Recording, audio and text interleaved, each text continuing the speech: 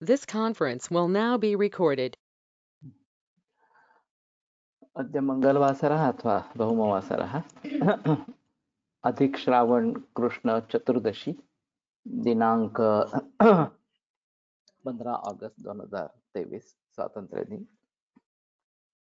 स्वातंत्र्य दिनाच्या सर्वांना हार्दिक शुभेच्छा. चरक चिकित्सास्थान अध्याय 3 ज्वर चिकित्सा.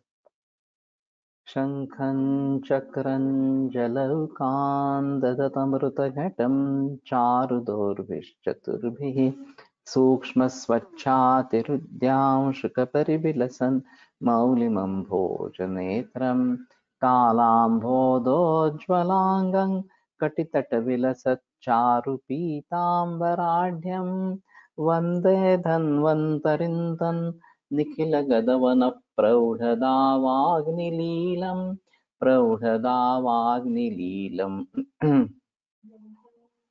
ब्रह्मणो हि समारब्धामात्रेयाद्येषु पूजिताम् अस्मदाचार्यपर्यन्तां वन्दे गुरुपरम्पराम् आयुर्वेदरतं वन्दे माधवाख्यं महागुरुम् आयुर्वेदामृतं सर्वं शिष्येभ्यो यः प्रदत्तवान् द्रष्टाज्ञानी दृष्टकर्मा कृतकर्मा तथैव च अध्यापको विश्वश्रेष्ठो महान् संशोधकस्तथा गुणैरेतैः समुदितैः यत्कार्यं प्रतनोति सः समृद्ध्यर्थं हि कार्यस्य वयं नु प्रयतामहे सरस्वत्यै नमो यस्याः प्रसादात् पुण्यकर्मभिः बुद्धिदर्पणसङ्क्रान्तं जगदध्यक्षमीक्षते आत्रेयं प्रथमं वन्दे आयुर्वेदजगद्गुरुम् आयुर्वेदामृतं सर्वं गृहीत्वा हि सुरेश्वरात् अग्निवेशादिकेभ्यो यत् प्रयच्छत् मुनिसत्तमः प्रथमं तन्त्रकर्तारम् अग्निवेशं नमाम्यहम्.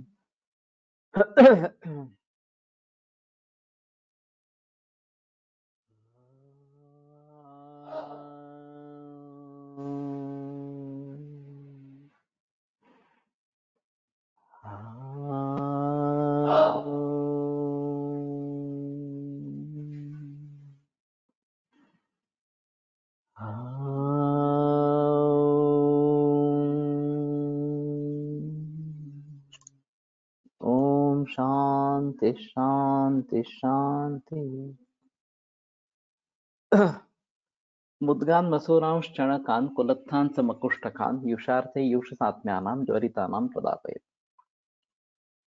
तो जिनको युष सात्म्य है उनके लिए, युष के लिए, ज्वरित व्यक्तियों को ये युष दे दे. मुद्ग, मसूर, चणक, कुलत्थ और मकुष्ठक. तो हम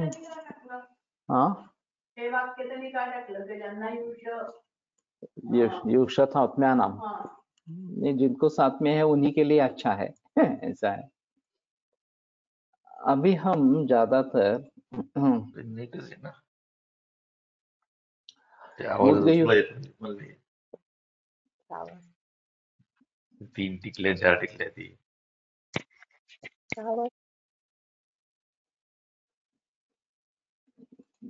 ज्यादातर मुद्गयुष का ही हम प्रयोग करते हैं और चणक को हमने खामखा बदनाम करके रखा है. चणक वातवर्धक है, उसमें कोई संदेह की बात नहीं है. फिर भी अगर युष के फॉर्म में लेते हैं तो ये उत्तम कफपित्त शामक है, कफ शामक खास करके है. तो उसको हमने प्रयोग में लाना चाहिए. और मैंने कभी ये प्रतिशाय के मरीजों में जहाँ कफ बहुत ज्यादा है वहां पे रात में चणक यूष या कुलत्थ यूष लेने के लिए कहता हूँ और उसके अच्छे रिजल्ट्स आते हैं. तो खाना खाने के बजाय ये केवल यूष ले लेंगे तो जिनको साइनसाइटिस तीव्र अटैक जैसा है उनमें काफी राहत मिल जाती है. तो ये सभी का यूज हम कर सकते हैं. वैसे मुद्ग तो प्रचलन में है ही. मसूर कभी कभी होते हैं लेकिन चणक, कुलत्थ, मकुष्ठक इनका ज्यादा प्रयोग तो नहीं होता रहता इस प्रकार से. तो इनका प्रयोग करें ये ज्यादा बेहतर इस प्रकार का है. और केवल मूंग का ही प्रयोग न करते रहे ये बेटर है. पटोलपत्रं सफलं कुलकं पापचेलिकं कर्कोटकं कठिल्लंच विद्याचाकं ज्वरेहितम्। पटोला पत्र तो मालूम नहीं इस प्रकार से शाक के स्वरूप में मिलता है। पटोल पत्र वैसे दवाइयों में प्रयोग में लाया जाता है, तो ये सूखे हुए पत्ते इस प्रकार का चूर्ण मिलता है उसका। लेकिन ताजा पटोल पत्र सफलम उसके फल के साथ, कुलकम ये कारवेल कहा गया है, तो उसका भी यूज इस प्रकार का शाक दे सकते हैं। कठिल्लकम कर्त पुनर्नवा ये भी मिलती है, खास करके अभी के बरसात के मौसम में आसानी से मिलती है, तो वो भी शाक के जरिए प्रयोग में ला सकते हैं। हमने फिलहाल पुनर्नवा का शाक खा के देखा है, जो काफी कड़वा है इस प्रकार से। तो भृंगराज का भी करके देखा है, वो ज्यादा रूक्ष इस प्रकार का है, लेकिन ये सभी प्रयोग में ला सकते हैं। लावान कपिंजलान एणांश चकोरान उपचक्रकान कुरंगान काल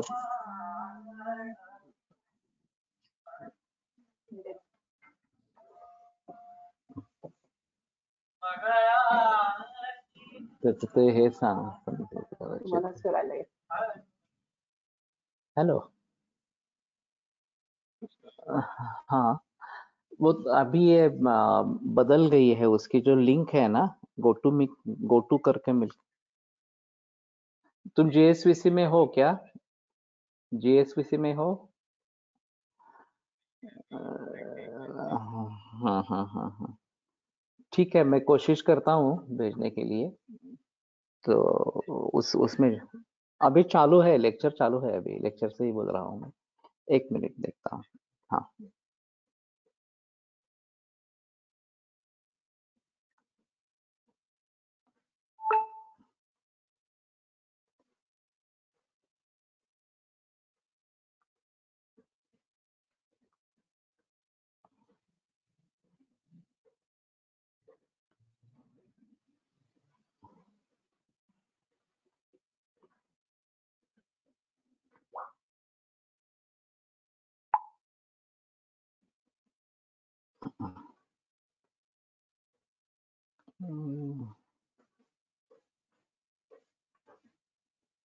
ये जानस के था क्या?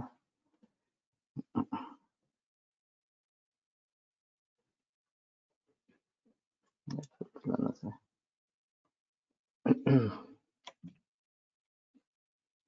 लावान कपिंजलान एणान चकोरान उपचक्रकान कुरंगान कालपुच्छांश्च हरिणान पृषतान शशान। स्क्रीन विजिबल, स्क्रीन तो विजिबल है।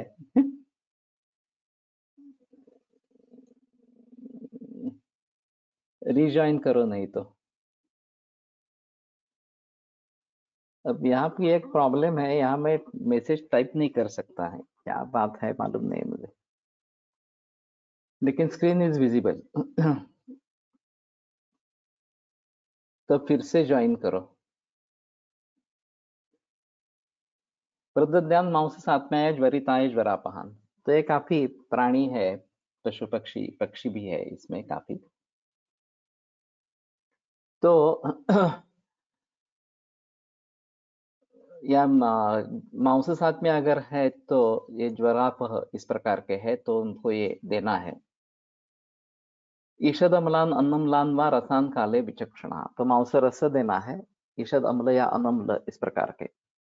कुक्कुटांश्च मयूरांश्च तित्तिरिक्रंच वर्तकान गुरुष्णत्वान्न शंसन्ति ज्वरे केचित् चिकित्सकाः। तो कुक्कुट मयूर तितरी वगैरह ये जो गुरु और उष्ण होने के कारण कुछ चिकित्सक बोलते हैं कि ये प्रशस्त नहीं है देना इस प्रकार, तो कुक्कुट इसमें है। लंघने नानेल बलम ज्वरे यद्यधिकम भवे विषंग मात्रा विकल्पज्ञो दद्यात् तानपि कालवित्। तो अगर वायु का बल बढ़ गया है, तो विषंग मात्रा विकल्पज्ञो, मात्रा के विकल्प में जानने वाला इस प्रकार का वैद्य, दद्यात् तानपि कालवित्, और जो काल को जानता है वो उनको भी दे सकता है। तो वात प्राधान्य अगर है तो विशेषतः ये कुक्कुट अभी तो वही उपलब्ध है, ये दे सकते हैं इस प्रकार से। लेकिन अभी जो कुक्कुट है वो वास्तव में ज्यादा अच्छा है वो तो शायद वन कुक्कुट है। ग्राम्य कुक्कुट जो है वो ग्राम्य सुश्लेष्मल सरहा कफवर्धक और सर गुण का बताया गया है। तो मलानि द्वादश फलानि द्वादश प्रस्थे घनेथ तनुके च षट्मांसश्च बंटनं कुर्यात् फलमच्युतरे रसे। या और अलग है।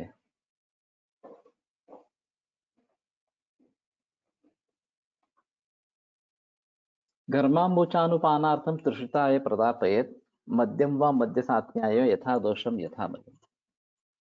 तो अनुपान के लिए घर्माम्बु गर्म पानी देना है, तृषिताय प्रदापयेत् तो अगर प्यास लगती है तो, या मध्य सात्म्य अगर है तो मध्य उसको देना है, यथा दोष और यथा बल, दोष और बल को ध्यान में रखते हुए मध्य देना है।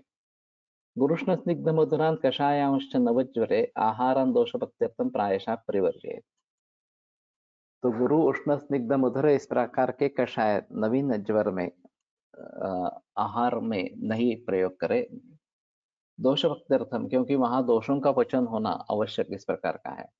अन्नपान कर्म सिद्धो ज्वरग्न संप्रकाशिता, इस प्रकार का ज्वरग्न अन्नपान कर्म इसमें बताया गया। तो प्रायः ये जो सब्जियां बताई गई है वो सभी तिक्त रस की इसी प्रकार के है, मधुर सब्जियां इस प्रकार के वहां पे नहीं बताई है। सिर्फ मुद्गम सोया चणक वगैरह इस प्रकार के यूज जरूर दे सकते हैं। अत ऊर्ध्वं प्रवक्षन्ते कषाय ज्वरनाशनाः पाक्यम शीत कषाय व मुस्तपर्पटकम पिबेत्। तभी ज्वरनाशन कषाय इस प्रकार से बताते हैं। तो पाक्यम शीत कषायम व इधर गर्म या शीत कषाय हिम इस प्रकार का मुस्तपर्पटक को लेना है। तो मुस्तापर्पटकं ज्वरे तृषजलम मृद्भुष्टलोष्टोद्भवम ये सब अग्र संग्रह है। तो मुस्तापर्पटक ये ज्वर में अग्र संग्रह इस प्रकार का है। तो जो माधव साने जिनकी प्रैक्टिस ज्यादातर अग्नि संग्रह पर निर्भर थी, वो उसका काफी प्रयोग करते थे, उसका था सिरप उन्होंने शायद बना लिया था। सनागरम परपटकम पिपेद व सदुरालभम, अथवा परपटक शुंठी या दुरालभ के साथ इस प्रकार का पीना है। तो मुस्ता परपटक, परपटक मुख्य द्रव्य हो गया, तो फिर इसमें मुस्ता परपटक एक योग, नागर और परपटक, दुरालभा और परपटक ये सभी इसमें फायदेमंद इस प्रकार से है। किरात तिक्तकम मुस्तंगुड़ुचिम विश्वभेषम, किरात तिक्तम अमृता चंदनम विश्वभेषजम। सिर्फ चंदन के जगह मुस्ता है यहाँ पे, नहीं तो ये अस्थिमज्जा पाचक है।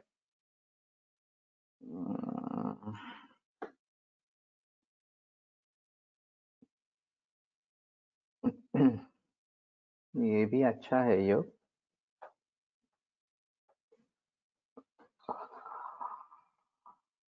अभी वो अस्थिमज्जा पाचक है और ये सामान्य रूप में ज्वर में प्रयोग मिला सकते हैं, इस प्रकार का है।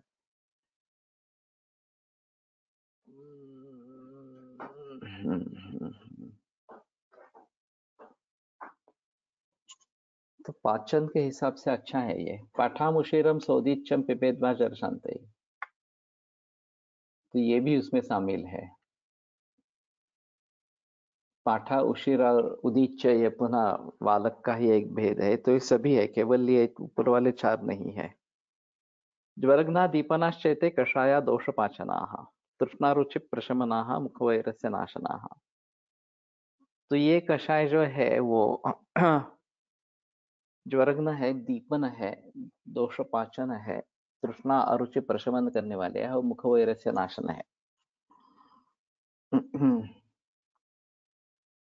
मुझे लगता है कि परपटक प्रधान है और परपटक दुरालभा परपट नागर मुस्ता परपटक ये बाकी रोगों में भी दे सकते हैं।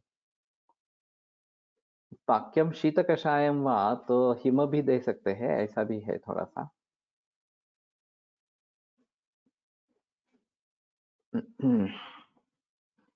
तो जहाँ लंघन पाचन की आवश्यकता है वहाँ दोष पाचन के लिए इसको जरूर दे दे। ये एक अहम मुद्दा इस प्रकार का रहेगा।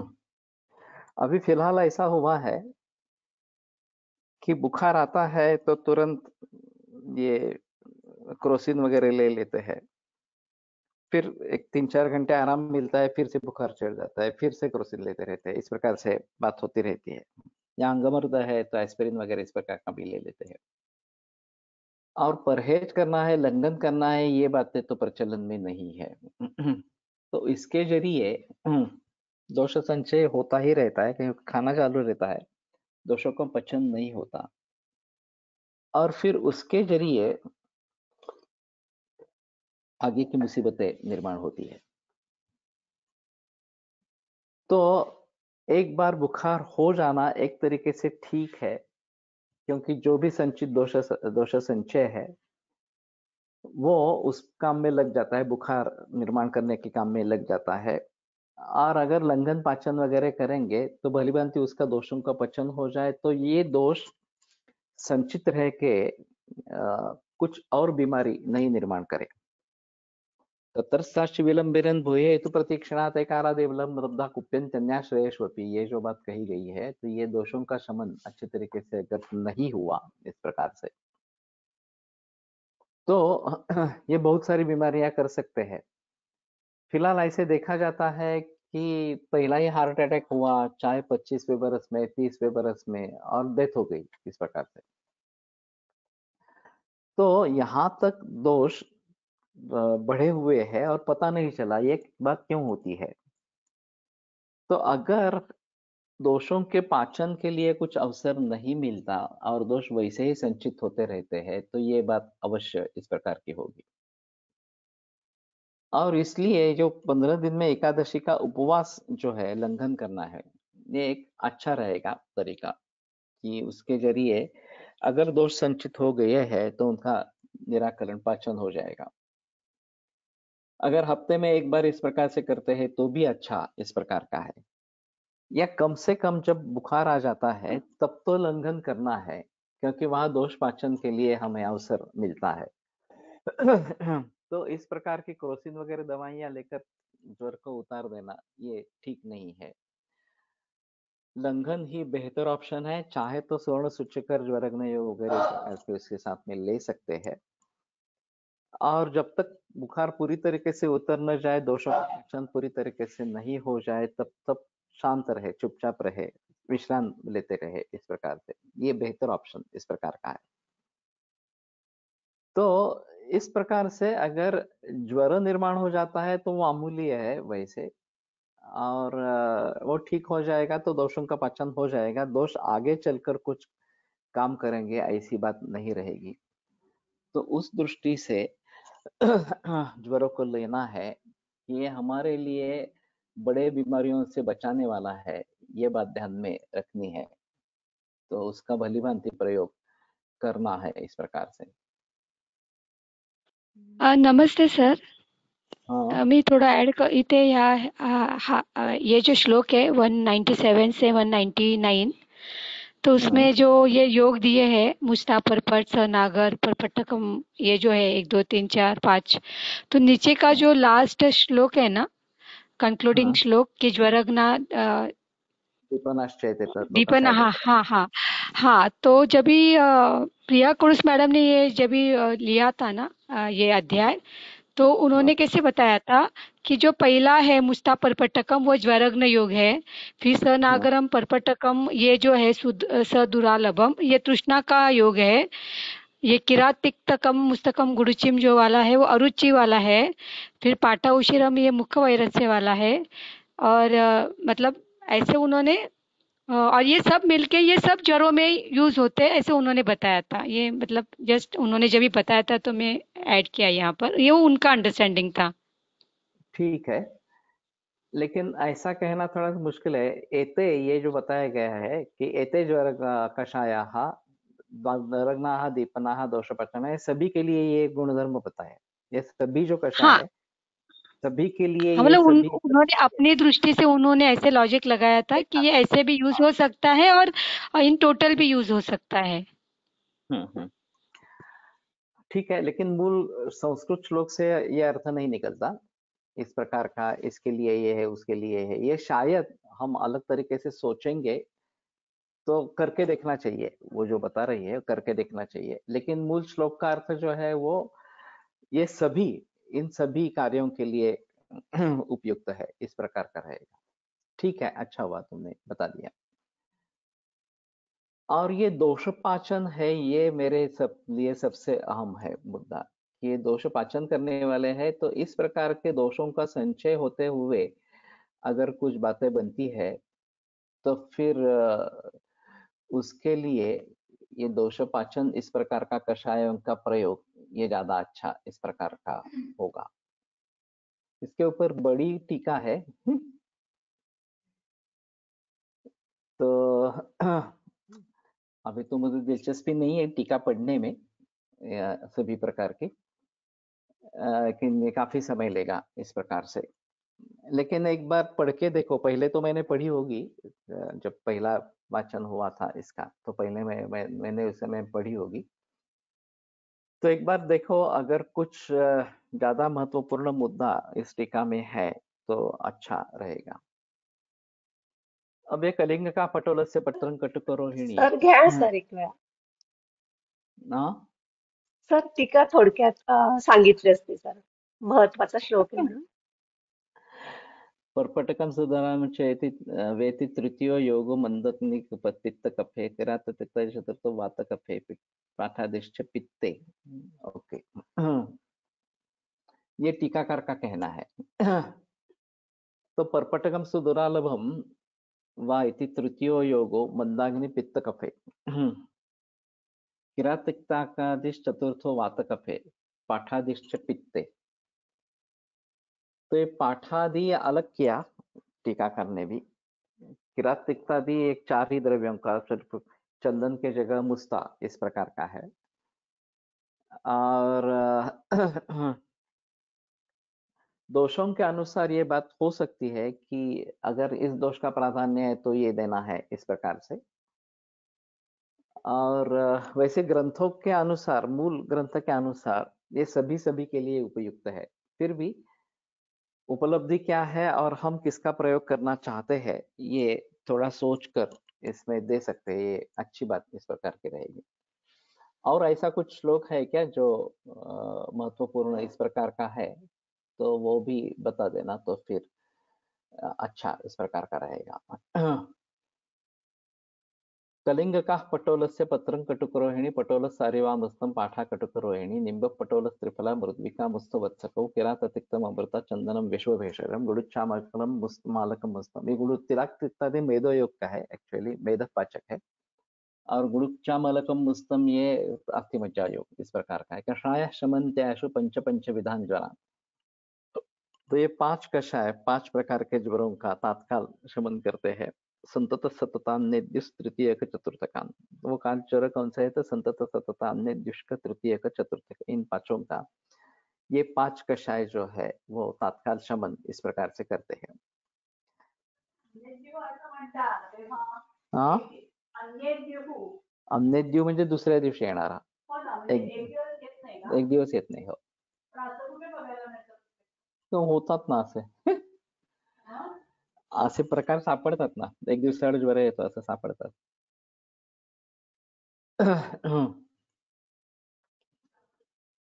अभी इसके बारे में काफी बहस हो सकती है, क्योंकि ये एक टर्निंग पॉइंट जैसा है प्रैक्टिस में इनका प्रयोग करना। महाराष्ट्र में इसका प्रचलन बहुत ज्यादा है। और गोपाल शास्त्री बायवारू करके कर्नाटक में वैद्य थे, जो वेणुमाधव शास्त्री जोशी जी के गुरु रहे। इन्होंने इसके बारे में एक ज्वर पंचक कषाय पंचक इस प्रकार का लेख मराठी में लिखा, इस प्रकार का है। और वो उपलब्ध भी है, आयुर्वेद पत्रिका ने उसको छपवाया था। अभी पीडीएफ के फॉर्म में काफी लोगों ने उसको जतन करके रखा है इस प्रकार से। तो उनका ये कहना था कि ये केवल ज्वर के लिए नहीं है, बल्कि अगर उन धातुओं में दोष स्थित है तो सभी रोगों के लिए ये कषाय महत्वपूर्ण है। उन धातु स्थित दोषों का पचन करने का सामर्थ्य इन योगों में है, ऐसा उनका कहना था। और उन्होंने उदाहरण इसको पब्लिश किया था।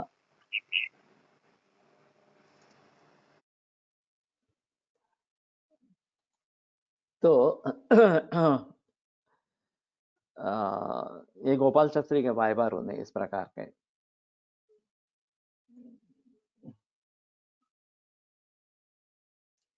डाली थी एक बार भाईबारों की पीडीएफ, फिर से एक बार बताते हैं कि वो पीडीएफ जीएसवीसी में डाले इस प्रकार से। किसने डाले थे मालूम नहीं, मुझे याद नहीं अभी, लेकिन ये डाली गई थी। तो एक बार जरूर देखने की कोशिश करें। मराठी में है तो भी काफी समझने में मुश्किल है। मीमांसा के आधार पर उन्होंने ये बताया है, और इसलिए थोड़ी भाषा जो है वो काफी गहरी और बोझड़ जिसको कहेंगे इस प्रकार की है। फिर भी उसमें जो मेन मुद्दा है, मुख्य मुद्दा जो है वो ये केवल ज्वरग्न है ऐसा नहीं, अपितु जब जब इन धातुओं में दोष स्थित होते हैं उन सभी में, चाहे कुष्ठ हो, चाहे प्रमेह हो, चाहे अर्श हो, चाहे और कुछ हो, इस प्रकार से अगर दोष उन धातुओं में स्थित है तो उनका पाचन करने के हिसाब से ये अच्छे है।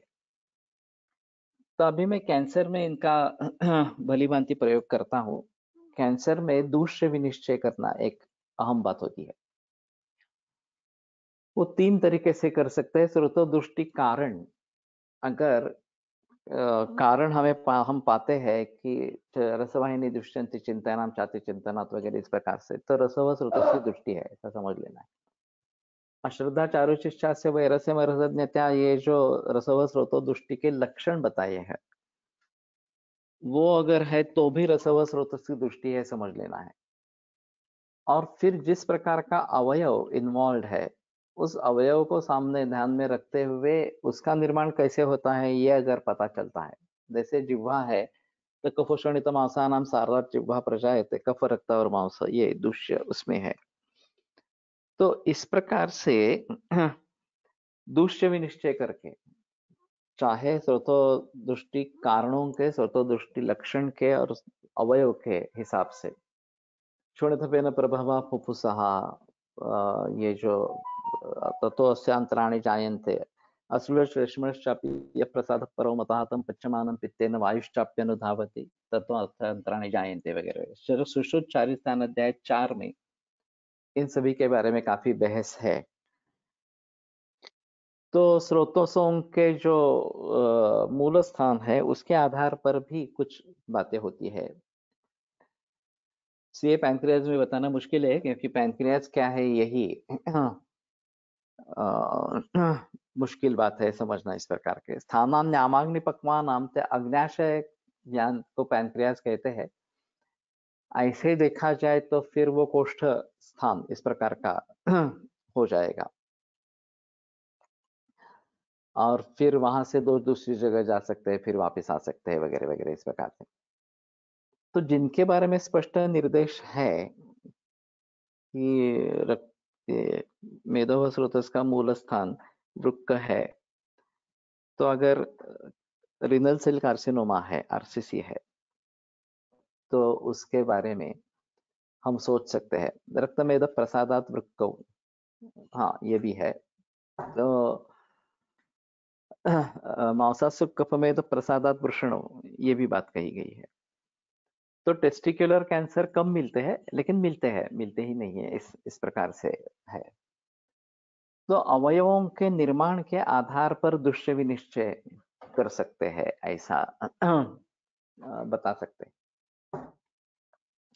अभी जो धातु प्रसाद जब बात करते हैं, इंद्रियाणी धातु प्रसाद संज्ञकानी पुष्यंति तो आहार रसाद, चरक सूत्रस्थान 28 अध्याय की जो शुरुआत है, तो आहार रस से कितनी का पोषण होता है ये बताते हैं। तो रसरक्त मांस मेद वगैरह वैसे भी धातुओं के बारे में वर्णन है। और फिर उनके प्रसाद भाग से ये अगर बनते हैं धातु बनते हैं इस प्रकार से, प्रसाद भाग से इंद्रिय भी बनते हैं इस प्रकार से। तो इन सभी के बारे में सोचना पड़ेगा। जन्म काल, जन्मजात हाइड्रोसील में यह कल्पों का कैसे विचार करें। अभी लड़के की उम्र 7-8 साल है।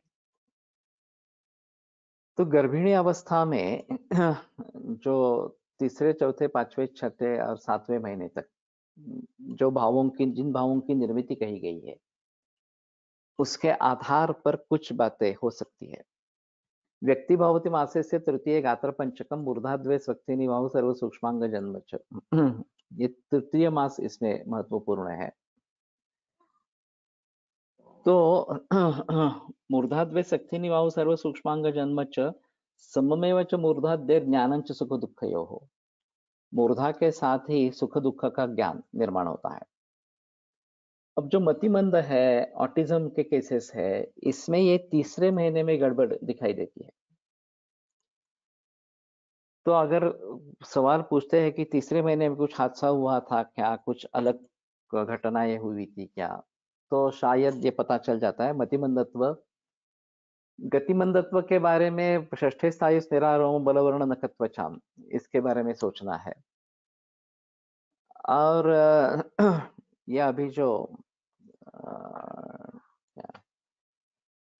स्यूडोमस्कुलर डिस्ट्रोफी, इसकी पहचान तो 5वें वर्ष में प्रायः हो जाती है कि बच्चे गिरने लगते हैं, फिर पिंडिका बढ़ती रहती है, बायोप्सी होने पर पता चलता है, सीपी के आधार पर भी निदान होता है इस प्रकार से।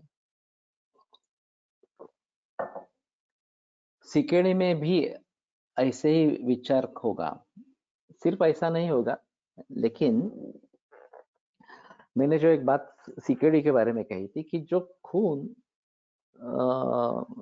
वृक्क में आ रहा है वो शुद्ध होना जरूरी है। वो अगर शुद्ध नहीं है, वो ही अशुद्ध है इस प्रकार से, तो फिर किडनी कितनी भी अच्छी काम करने वाली हो, वो बिगड़ जाती है। ये एक बात उसमें रहेगी। और फिर रॉ मटेरियल ही अच्छा नहीं है तो प्रोडक्ट उसके जो है वो अच्छे नहीं रहेंगे।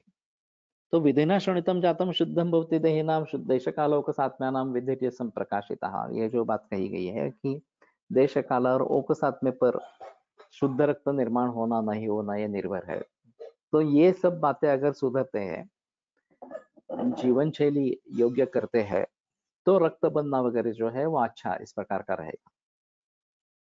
हमारे हिसाब में बीमारी कोई भी हो, चाहे सीकेडी हो, चाहे डायबिटीज हो, चाहे कैंसर हो, चाहे हृदरोग हो या और कुछ हो, इस प्रकार से ये जो धातुओं का निर्माण है वो भली भांति हो, इसके बारे में सजग होना जरूरी है। और इसलिए खाना पीना जो है उसके ऊपर ध्यान रखे। हाइपोप्लास्टिक यूटरस में किस मंथ का विचार कर सकते हैं? ऐसा है कि तृतीय मंथ में सभी का निर्माण है और 7वें महीने में सर्वे सर्वांग संपूर्ण भाव पुष्यति सप्तमे, इस प्रकार की बात कही गई है।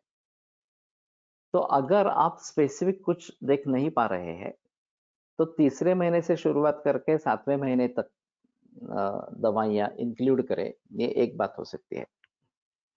दूसरी बात ऐसी भी हो सकती है कि एक एक महीना एक एक दवा देनी है।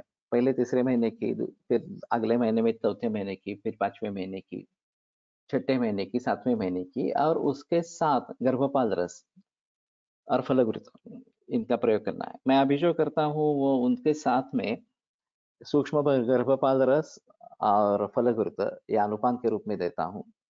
बच्चे हैं, छोटे हैं, तो फलगुरुत का अभ्यंग बताता हूँ, ये भी एक बात हो सकती है।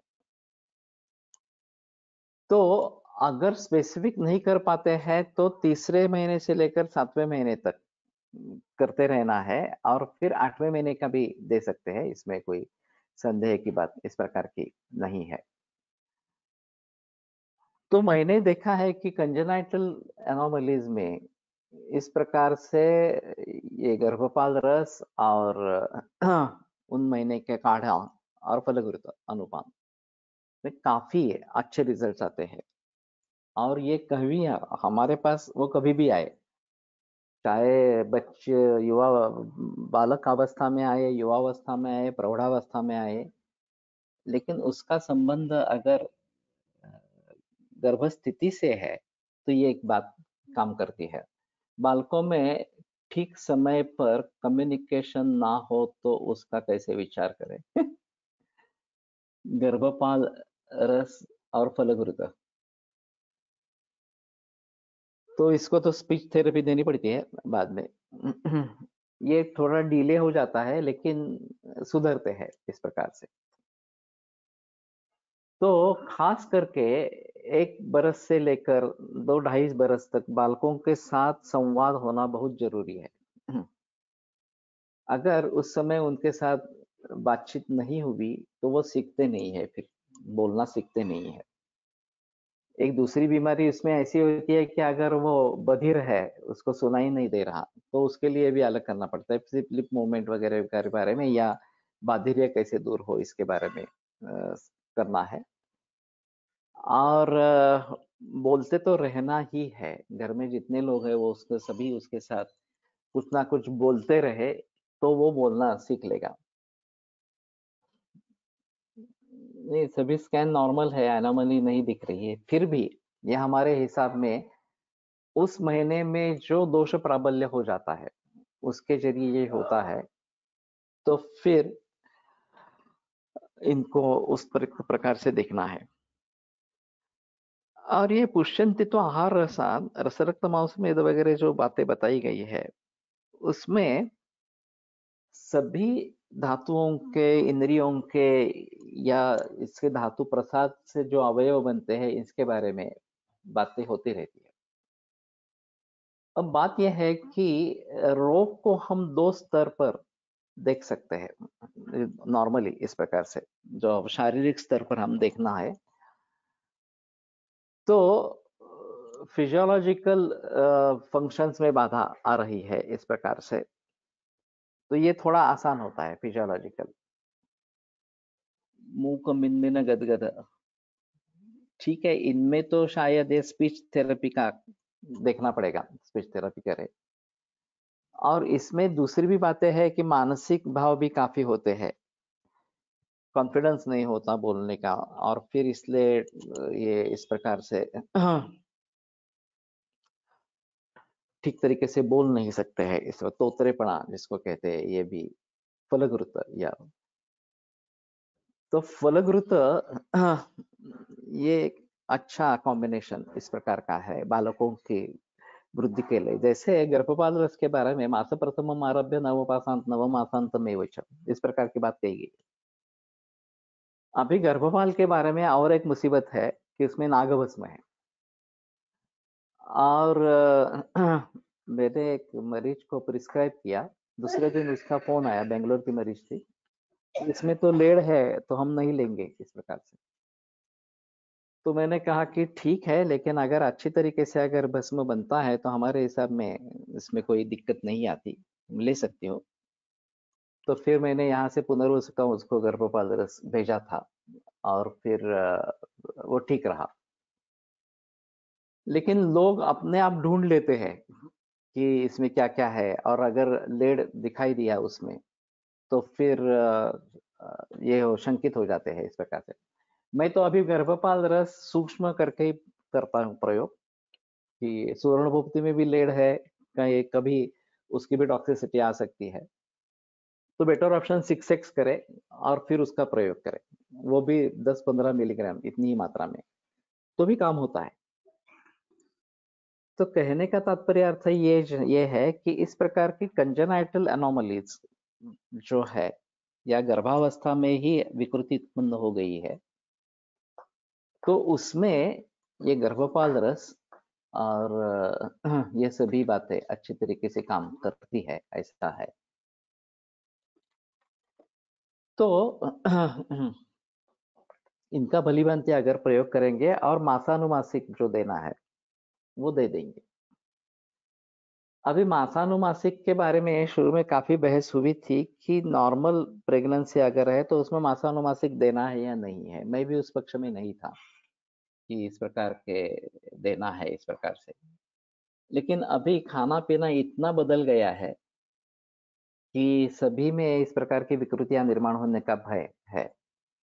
तो बेटर ऑप्शन है कि मासानुमासिक कषाय हर गर्भिणी में दे।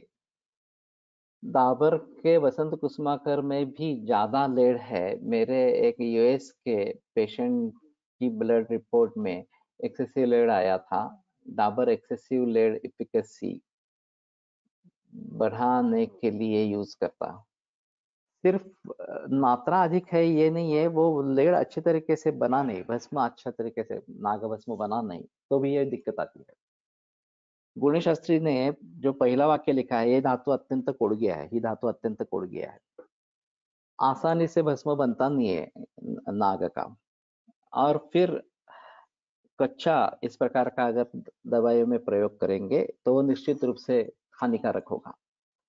जो भी टॉक्सिसिटी के केसेस मिले हैं पूरे भारत भर में या विश्व भर में, वो केवल लेड से जुड़े हैं।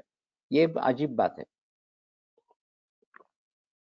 भारत का बहुत सारे योगों में प्रयोग होता रहता है, लेकिन भारत के जरिए टॉक्सिसिटी हो गई ऐसी एक भी केस नहीं है। ये बड़ा अजीब माहौल है। केवल लेड ही इस प्रकार का है कि जो टॉक्सिसिटी दिखाता है, क्योंकि अच्छी तरीके से अगर वो बना नहीं तो फिर प्रॉब्लम करती है। तो एक तो हमें सजग होना है कि अच्छी तरीके से नागभस्म बनाना है। फिर भी उसकी जो भी दवाइयां हैं वो 6x करके ही प्रयोग करो, ये बेटर ऑप्शन इस प्रकार का है। गर्भावस्थेमध्ये काही अनामोली दिसली नाही, बांधताना काही प्रॉब्लेम जैसे कसं घडतं? मॉडर्न टेक्नोलॉजी को सभी बातें समझ में आती है, ये मूर्खता है ऐसा समझना। ऐसी बात बिल्कुल नहीं है। बहुत सारी बातें हैं जो मॉडर्न मेडिसिन के समझ में नहीं आती है इस प्रकार। और अगर हम केवल उन पर निर्भर रहेंगे तो मुश्किल इस प्रकार की होगी। मेरी पत्नी का उदाहरण शायद बहुत सारे लोगों को मालूम है। उसको एक्सीडेंट हो गया था, जाइगोमेटिक बोन का फ्रैक्चर हो गया था और बाएं आंख की रोशनी पूरी चली गई थी। उनको ये न्यूरो सर्जन और ऑप्थेल्मोलॉजिस्ट दोनों ने चेक किया था और बताया था कुछ नहीं होगा इस प्रकार से। तो मैंने कहा कि ठीक है आप डिस्चार्ज दे दो। तो बोले 48 आवर्स मिनिमम। मैंने ठीक है, आप डिस्चार्ज देने के बाद मैं करता हूँ क्या करना है इस प्रकार से। और फिर मैंने जलोकावचरण किया तुरंत। वहां से डिस्चार्ज ले लिया देना मंगेशकर अस्पताल से और सीधे बनारस में चले गए। जाते ही ये लगा दी, लीच लगा दी, तो तुरंत उसको दिखने लगा। अभी माशेलकर ने मुझे पूछा कि ये अगर वहां पे रक्त संचित था और जलोका से दूर हो गया तो ये स्कैन में क्यों नहीं आया? मैंने कहा माइन्यूट होगा इसलिए नहीं आया होगा। लेकिन लीच ने तो पकड़ लिया इस प्रकार से। लेकिन ये माशेलकर ने पूछा। न्यूरोसर्जन और ऑप्थेल्मोलॉजिस्ट दोनों का कहना था कि you are lucky, God is great.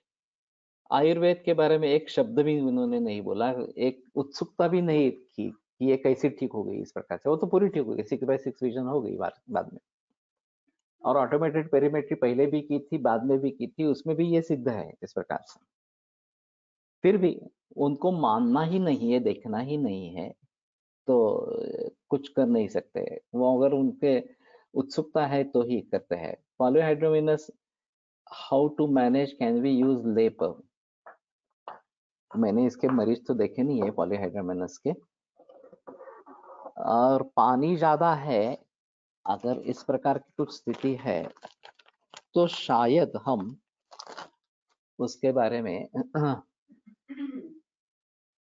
पाणी कम करा, रसाच्या सत्वाच्या सातव्याच्या आत्म्याचे भाव, ये एक अहम मुद्दा है और उसके बारे में देखना है भली भांति। अभी निसार शेख का जो कहना था, वो दूसरे महायुद्ध में जिन्होंने लड़ाई लड़ी थी उनके पोते में या पोते के भी बच्चे में इस प्रकार से। तो एक गिल्ट था अपने ही आपको हिंसा करना इस प्रकार से। और फिर योग के जरिए कुछ क्रियाओं से उसमें सुधार आया इस प्रकार से। तो ये अनुवंशिकता की तरफ के तरीके से जा रहा है। अब इसको क्या कहेंगे? आत्मज भाव कहेंगे, रसज भाव कहेंगे, सात्मज भाव कहेंगे, क्या कहेंगे? और तीसरे चौथे पीढ़ी में इस प्रकार की आनुवंशिकता अगर आ रही है तो काफी मुश्किल मामला है। ये समझना अभी काफी मुश्किल इस प्रकार का है। वो अपने आप को पीड़ा देती थी, कट्स करती थी शरीर पे ब्लेड लेकर, और उसके बाद उसको अच्छा लगता था। मोतुलर ड्रग यूज करेंगे, लेकिन ये गोक्षर वगैरह इस प्रकार के ही होंगे, उसके ज्यादा और कुछ नहीं होगा। लेकिन पहले पानी ज्यादा पी रहे हैं तो वो कम करना है, दूध बढ़ाना है, ये बेटर ऑप्शन इस प्रकार का है। मेरे एक यूवाइटिस के पेशेंट के यूवाइटिस का सडन विजन लॉस हुआ। मॉडर्न ने वेट एंड वॉच बोला, जलकार वसंत कुसुमाकर के साथ ऊर्ध्वगत रक्तपित्त ट्रीटमेंट से विजन वापस आ गई। अभी पेपर पब्लिश के लिए सबमिट किया है, बहुत बढ़िया। पुनर्नवा मंडू। तो इसका प्रयोग तो हो सकता है। जलकावचरण केलं आणि वसंत कुसुमाकर दिलं आणि ऊर्ध्व रक्तपित्ताची चिकित्सा दिली असं म्हटलंय। तो अभी इस प्रकार के केसेस आ रहे हैं, ये एक अहम मुद्दा है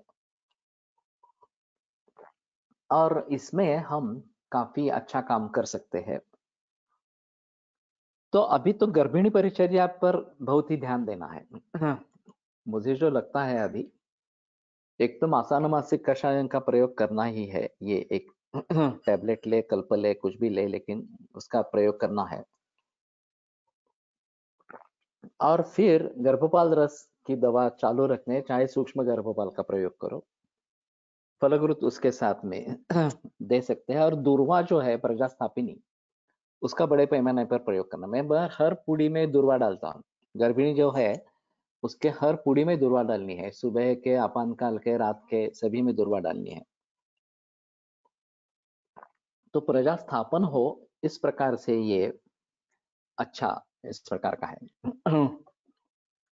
तो मेरे कहने का तात्पर्य अर्थ है कि फिजियोलॉजिकल जो चेंजेस है वो थोड़े से जल्दी बदल सकते हैं। एनाटॉमिकल एक बार चेंजेस हो गए, एनोमली हो गई, तो फिर उसको ट्रीट करना मुश्किल होता है और वो काफी समय लेता है, क्योंकि ये अच्छे धातु बनेंगे, फिर उनके प्रसाद अच्छे बनेंगे और फिर उससे उस अवयव का पोषण होगा और धीरे धीरे जो वहां पे एबनॉर्मेलिटी आई है वो कम होती जाएगी और नॉर्मल धातु हो जाएगा। ये करीबन 3-4 बरस वगैरह ले सकते हैं। वैसे मॉडर्न मेडिसिन में 7 बरस में पूरे शरीर के सेल बदल जाते हैं, ऐसे मानते हैं।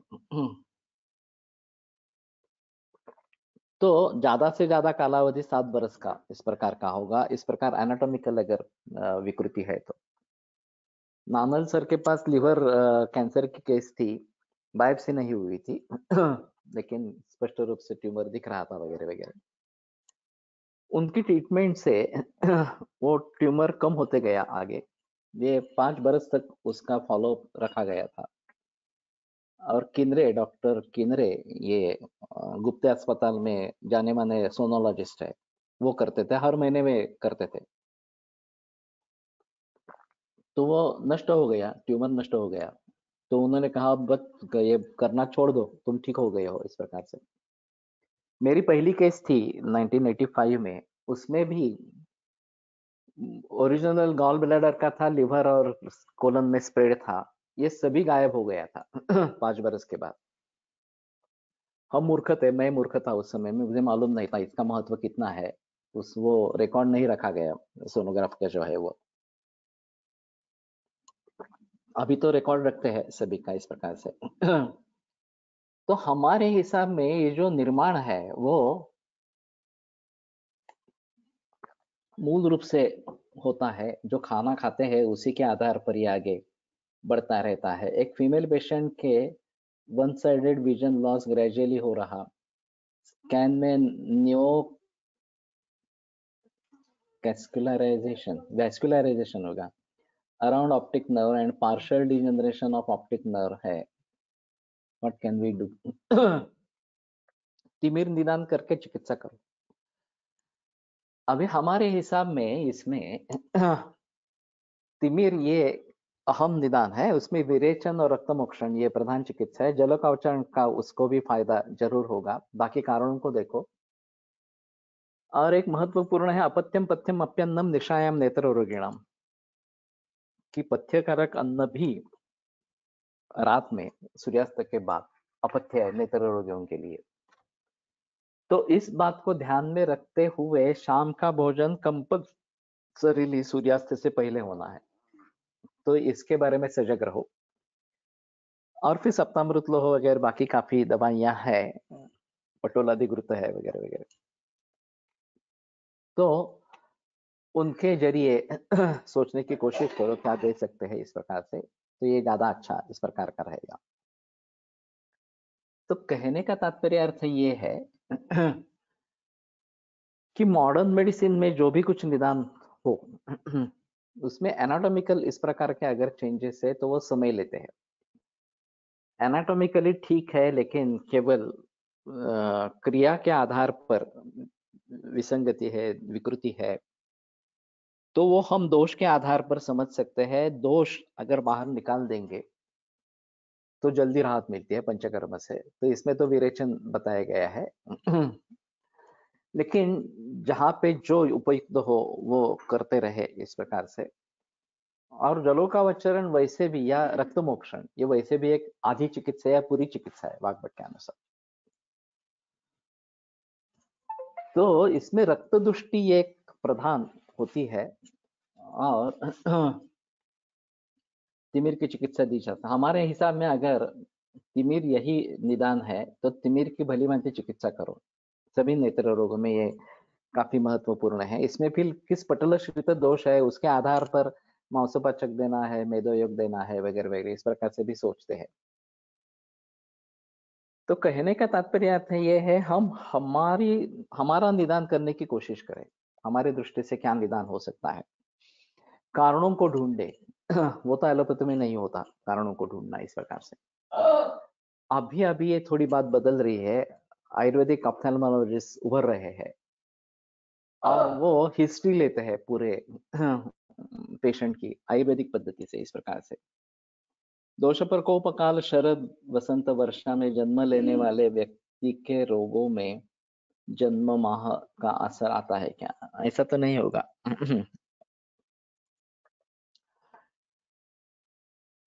ये उसमें दोष प्राधान्य है, इसमें संदेह की बात नहीं है, लेकिन शरीर खुद को संभालने की कोशिश जरूर करता है।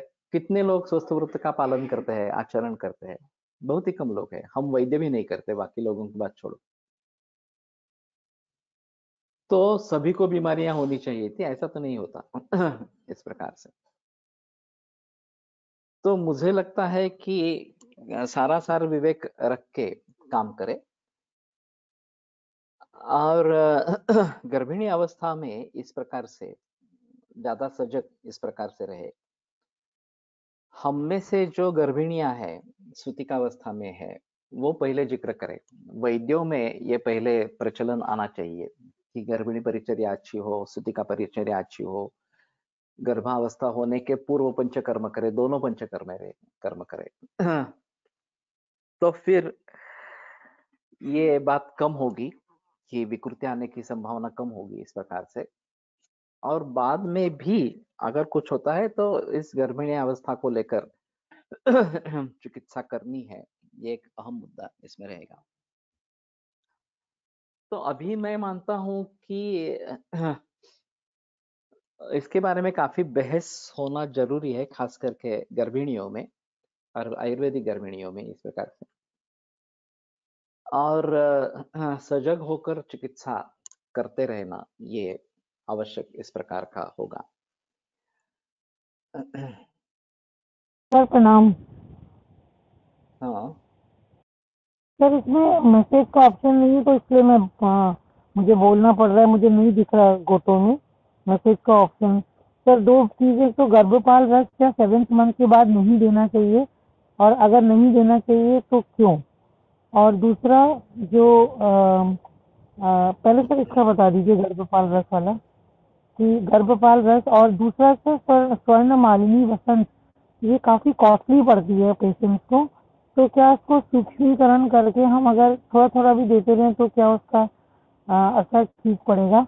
और वो जो हाइड्रोमनोज, ऑलिगो हाइड्रोमनोज में तो हम लोग दे देते हैं, और अगर ज्यादा है एमनियोटिक फ्लूइड तो उसकी जो ट्रीटमेंट है वो हम लोगों को थोड़ा सा आप बता दीजिएगा सर।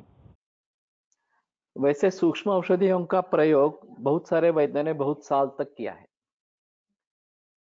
ये बापू नानल सर 6x का ही प्रयोग करते रहे पूरे उनके प्रैक्टिस में, और एक एक एक्स के लिए 3 घंटा खल करते थे, यांत्रिक खल होता था इलेक्ट्रिसिटी वाला इस प्रकार से, और उसकी मात्रा भी बहुत ज्यादा देते थे। लेकिन उतनी मात्रा देने की जरूरत नहीं है। कोलटकर सर भी प्रयोग करते रहे सूक्ष्म औषधियों का। प्रभु सर डोंबिवली में है, वो भी सूक्ष्म औषधियों का ही प्रयोग करते हैं। और एक आगोम फार्मेसी करके कोलथरे में है, उनका एक इस प्रकार का प्रचलन है, उनकी सभी सूक्ष्म औषधियां है। तो ये नैनो पार्टिकल्स जैसे बनते हैं और उसका अच्छा असर आता है, बुरा असर नहीं आता, ये स्पष्ट है। 6x का करेंगे इस प्रकार से, तो वो करेंगे तो ये लाख पट सूक्ष्म हो जाता है, और फिर उसमें ये लेड वगैरह आने को कोई संभावना नहीं रहती। हम सेफ रहते हैं, कॉस्ट भी काफी बच जाती है, और परिणाम फिर भी दिखता है। ये है एनिरोला पंचतिक्त क्षीर बस्ती, ये दे सकते हैं प्रणाम दोष सर। प्रकोप का। हाँ सर मैं एक एक्सपीरियंस को शेयर करना चाहती हूँ सर। हाँ मेरा प्रेगनेंसी में ये दूसरा बेटी का प्रेगनेंसी में 3rd मंथ में trisomy like double marker positive आया था। उस समय हम्म। it was very high. It was 50 to 75%. They told for the abortions that time. Okay So अभी मेरा बेटी 6 months की है। ओके और मुझे पहले गर्भधान के पहले मैं शोधन लिया था, उसके बाद भी हाँ ऐसे हुआ था। तो वात हाँ प्रकोप हुआ था, मैं ऐसे समझ लिया था। और उसके हाँ बाद trisomy it was very high sir, HCG levels were very high. उसके हम्म बाद मैं आयुर्वेदा ट्रीटमेंट चालू किया और मासानुमासी का कार्य चालू किया था। और पहले पाला रसा चालू किया था, उसके बाद गर्भ चिंतामणि टिल 9th मंथ तक चालू किया था सर। उसके हम्म। बाद सब मार्कर्स नेगेटिव आई। 4 महीने के बाद सब कुछ नॉर्मल आई। अनोमली हम्म स्कैन और सब स्कैन में भी कुछ प्रॉब्लम नहीं था। उसके हम्म अलावा मैं अब्रका और स्वर्ण भस्म, मुक्तिका और प्रवाला, ये सब हम्म सेवन कर रहा था। और जीवंती आदि घृत से सेवन कर रहा था ये सब। और मासानुमासी का काढ़ा ले रहा थी। और बस I was taking the Basti also. वात का प्रकोप और ओजक्षय था सर मेरे साथ। और ये हम्म सब होने के बाद सब पैरामीटर्स नॉर्मल आ गई। अभी बेटी हम्म। भी बहुत नॉर्मल है सर। कुछ ओके, मीन्स अच्छा है। हाँ अच्छा किया तुमने शेयर किया। तो ऐसे काफी थैंक यू। दिखते हैं कि जहाँ एबॉर्शन की सलाह दी जाती है, तो मैं उनको कहता हूँ तुम डिसाइड कर लो तुम्हें आगे बढ़ना है नहीं बढ़ना है। अगर तुम आगे बढ़ना चाहते हो तो हम दवाइयाँ दे देंगे इस प्रकार से।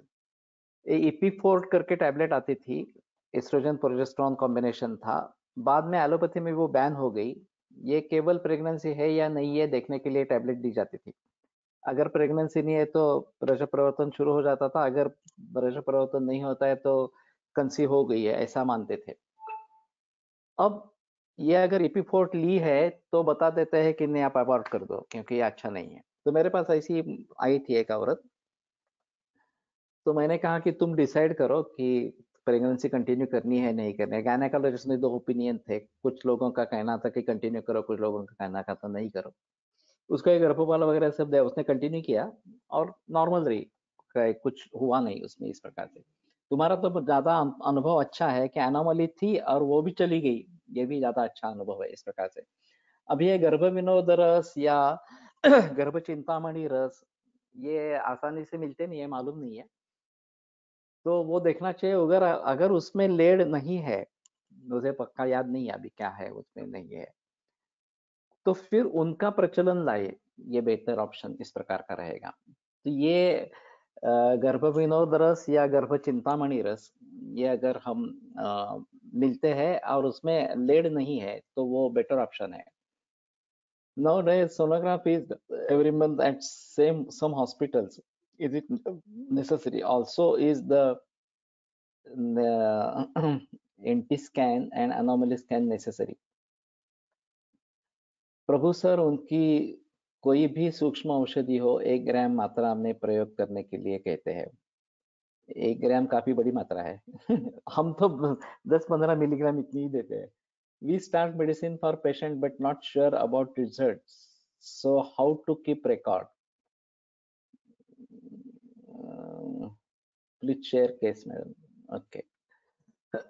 तो मुझे लगता है कि इन सभी के बारे में थोड़ा गहराई में सोचना चाहिए और अनुभव तो शेयर होने ही चाहिए, उसमें संदेह की बात नहीं है। तो आगे वाले लोगों को उसका फायदा जरूर मिलेगा। 3x बनाते हैं, ठीक है, 3x बनाते हैं तो भी ठीक है, लेकिन 6x बनाएंगे तो भी प्रॉब्लम नहीं है इस प्रकार से। और एक बार अच्छी दवा खरीद लेंगे और फिर 6x बनाते रहेंगे तो पूरी जन्म तक चलता रहता है, कोई दवा खरीदने की जरूरत ही नहीं होती इस प्रकार से। तो अभी के हिसाब से मैं समझता हूँ गर्भ चिंतामणि रस या गर्भ विनोद रस, ये थोड़ा देखें, कुछ 1-2 फार्मेसी उनका है मेरे ख्याल में, उसका कॉम्पोजिशन एक बार देखेंगे तो उसको प्रचलन में लाएंगे तो ज्यादा अच्छा इस प्रकार का रहेगा और फिर उसके आधार पर आगे बढ़ सकेंगे। तो ठीक है, यहाँ पे रुकते हैं। और एक्सपायरी डेट होती है क्या? नहीं होती एक्चुअली। हम क्या करते हैं, 5x तक सीमित रखते हैं, 6x जब जरूरत पड़ती है लेते हैं। कार्डियक एक्टिविटी एब्सेंट है तो बहुत सारे मरीजों में पाया जाता है। इसमें सोनोग्राफी बहुत जल्दी कर लेते हैं, ये भी एक अहम मुद्दा है। सोनोग्राफी जो करनी है द्वितीय मास के अंत में करनी है। अगर छठे वीक में ये सोनोग्राफी करते हैं तो कार्डियक एक्टिविटी नहीं दिखती है इस प्रकार से, तो फिर घबरा देते हैं कि एबॉर्शन करना है वगैरह इस प्रकार से, तो ये सोनोग्राफी बाद में ही करनी है। या एलोपैथी में तो एबॉर्शन ही बताते हैं, लेकिन ठीक है, मेरे ख्याल में जैसे जैसे हमारा अनुभव बढ़ेगा तो वैसे वैसे इसमें काफी सुधार इस प्रकार का आएगा। सर ठीक है। ते हाँ, सर ते तिमिर किंवा ते रेटिनायटिस पिगमेंटासाठी तुम्ही जे पटोलाद्य गृह सांगितलं ते विरेचन म्हणून द्यायचं काय, म्हणजे कसं की ॲज अ सकाळी रसायन म्हणून द्यायचं रोज घ्यायला? नाही ते प्रत्येक केस वरती अवलंबून राहील, आता असं नाही सांगता येणार। डिटेल केस घे आणि मग आपल्याला त्याच्यावरती काय करता येईल असं ठरेल। आणि पटोलादी द्यायला पाहिजे का आणखीन काही द्यायचं आहे? बरं Question बरं, be your ठीक आहे answer. ठीक आहे. हाँ हाँ हाँ। Hello, good morning, sir. I just wanted to share one case. Actually, आता ते case presentation च तेच problem आहे की we are getting one case success. So how to keep record? Because when the patient is new and that time we are so excited to give the treatment. If the patient is going to follow, then we get the result to know ki yeah, we have given the medicine and it has worked. But sometimes like patient doesn't respond only. They get treated, they get well, and then they just forget. So this was the basic question, and I got success in one case which was my relative only. तर तिला त्यांनी abortion करायला सांगितलेलं. ती sickle cell अॅनिमियाची case होती, स्वतः mother, and when the baby was not growing, so तिचं growth weight वगैरे काहीच वाढत नव्हतं. तर they said it's better to you do abortion, and that was little late child like. So they came to me and they suggested like is there any chances that आप आयुर्वेदिक कुछ देकर कुछ कर सकते हो क्या? तो आई सेड कि मुझे इतना मतलब मैं उसमें एक्सपर्ट नहीं हूँ, so I asked the senior sir औरंगाबादचे, त्यांच्याशी कन्सल्ट करून त्यांनी मला गंभारी दे म्हणे तिला, आणि मग गंभारी देऊन ती बेबी इतकी ऍक्टिव्ह आणि अलाइव्ह आहे सर. सो आता त्याचं रेकॉर्ड वगैरे कसं करणार ना आपण, असं प्रॉब्लेम होतो, म्हणून म्हटलं मी की सोनोग्राफी का रिकॉर्ड रखेंगे ना तो भी काफी अच्छा उतना सफिशिएंट है क्या? है, सफिशिएंट है. अच्छा, और आगे नॉर्मल डिलीवरी अगर होती है या नॉर्मल नहीं होती है, ये भी होती है, सिजेरियन होता है नहीं तो नॉर्मली भी हो गई वो भी, नॉर्मल डिलीवरी हो गई वो भी. ओके ओके, तो फिर केस पब्लिश करो. Better option is to publish this cases. नहीं but then we don't have any record ना, प्रॉपर रिकॉर्ड नहीं रहता ना, जैसे उन लोग केस पेपर प्रेजेंट करते हैं वैसे अपने पास उतना रिकॉर्ड नहीं रहता है, तो फिर वो डाउट है कि उन्होंने जो किया था वो सोनोग्राफी के आधार पर ही किया था ना, कि ग्रोथ नहीं हो रही है. अच्छा, ओके ओके ओके, हाँ हाँ हाँ, वही इसी पैरामीटर को लेकर करेंगे ना, और क्या करना है. अच्छा, एनामली हाँ अगर मतलब हुआ है तो एक अलग बात है. नहीं एनामली नहीं स्कैन नहीं, गरीब पेशेंट था वो.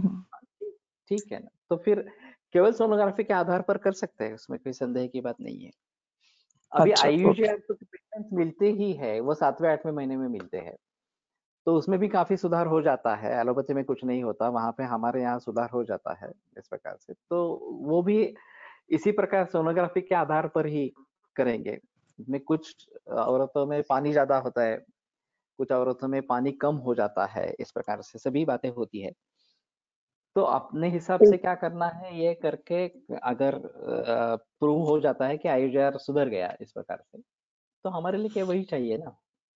और एक पेशेंट का जो था वो 4th मंथ में ब्लीडिंग चालू हुआ था, they started with HCG injection, उन्होंने चालू किया कि नहीं ये करो, और फिर भी ब्लीडिंग स्टॉप नहीं हो रही थी, स्पॉटिंग हो ही रही थी. तो then she came to me, तो जो अपने मासानुमासिक काढ़ा का जो वर्णन किया है वैसा मैंने उनको करके दिया था और ब्लीडिंग स्टॉप हो गई थी. ओके, तो ये भी अच्छा है. ये एक्सटर्नल ब्लीडिंग है, इंटरनल ब्लीडिंग है, ये भी एक बात है. कई अच्छा, बार बाहर ब्लीडिंग होता है, वो ज्यादा कष्टदायक नहीं होता. अगर इंटरनल ब्लीडिंग होता है तो ज्यादा कष्टदायक है, उसमें एबॉर्शन की शक्यता रहती है. तो वो भी देखो सोनोग्राफी में, वो ब्लीडिंग कहाँ से हो रहा है, ये सोनोग्राफी में पता चलेगा इस प्रकार से. तो अगर तो वो भी एक्सटर्नल ब्लीडिंग होती तो भी वो HCG इंजेक्शन सजेस्ट करते क्या? करते हैं, मालूम नहीं. अभी HCG लेवल को देखना चाहिए एक्चुअली, और उसमें रेंज अच्छा, काफी वाइड है HCG की. बीटा HCG लेवल काफी वाइड रेंज है, तो किसको नॉर्मल कहेंगे किसको नहीं कहेंगे, ये अजीब बात है इस प्रकार से. अभी शुरू के ओके. दूसरे महीने में ही इस प्रकार से अगर HCG लेवल ड्रॉप है या फिर प्रोजेस्टेरोन लेवल कम है इस प्रकार से, तो बहुत सारे लोग प्रोजेस्टेरोन देते रहते हैं गायनेकोलॉजिस्ट, उससे फायदा नहीं होता. ये उन्हीं का बुजुर्गों का मत है, वहाँ HCG ही देना जरूरी है, इस प्रकार का उनका कहना है. नहीं एक्चुअली और केस ऐसा था, वो इनफर्टिलिटी केस थी. She started the treatment with me, then she conceived.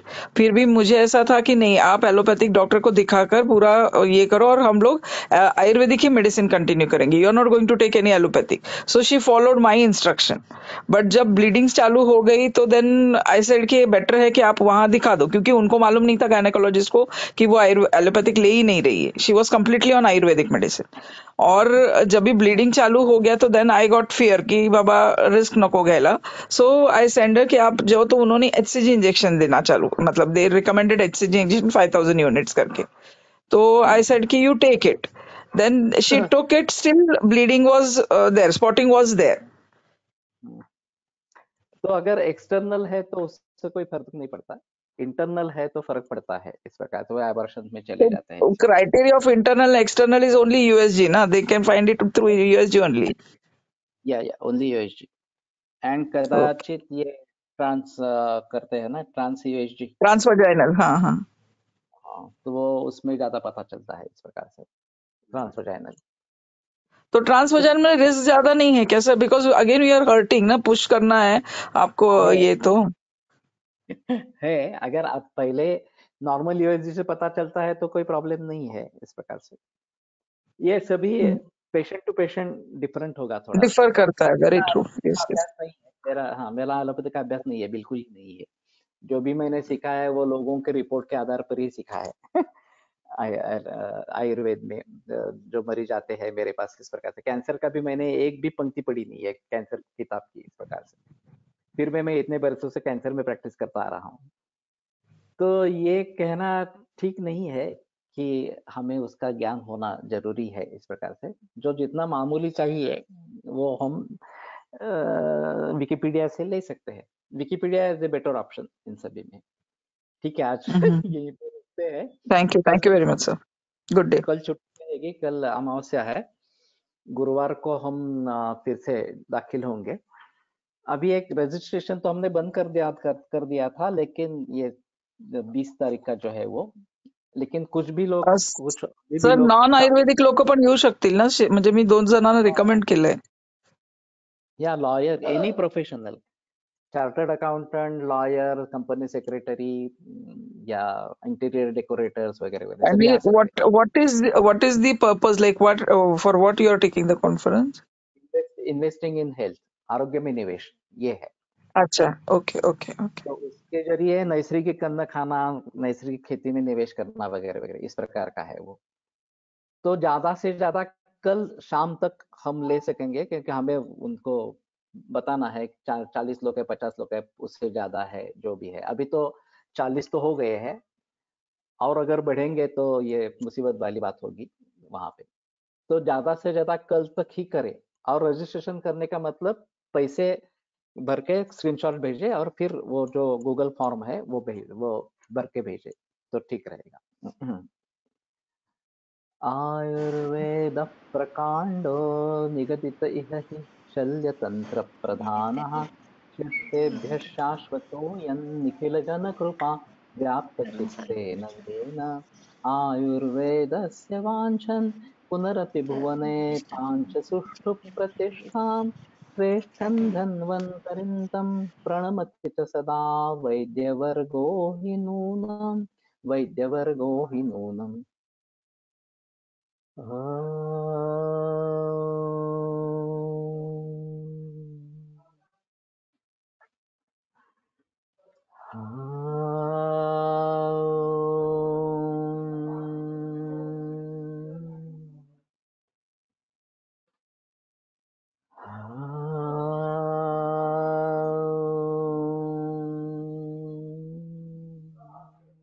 Om Shanti Shanti Shanti.